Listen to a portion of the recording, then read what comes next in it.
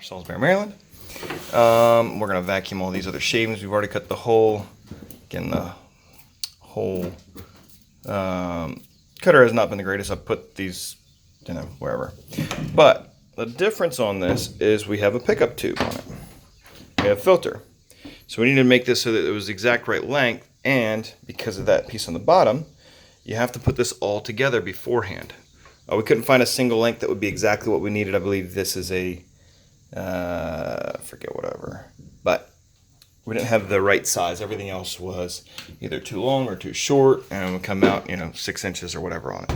So we've put this together. I've still put this in a spot where I can rotate it, but let's see, that's in there now.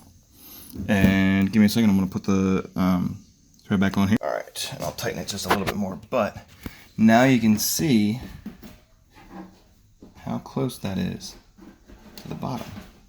It's within an inch or so. I mean, there's going to be a gallon, and the nice thing there is that then it will be less likely, and you can see a couple of the shavings and stuff down there that got into it.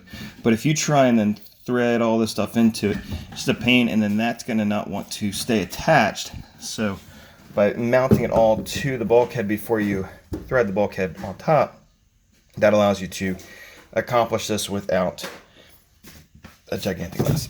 It makes it a lot easier.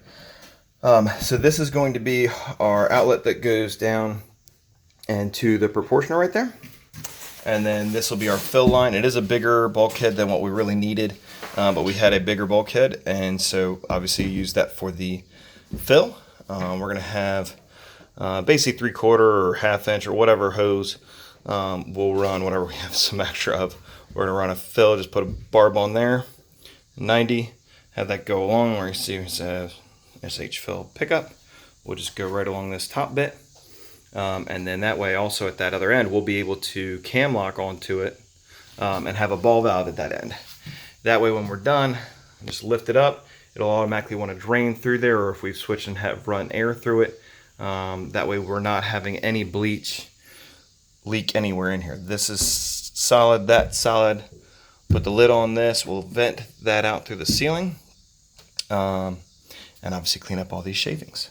Normally there's a frame that would go on top of this, but this 525 is going to be able to do a great job of keeping them keeping this in place. It can't go anywhere. We may strap it this way if necessary, but this sucker's strapped down and ain't going anywhere. So have a great day, guys.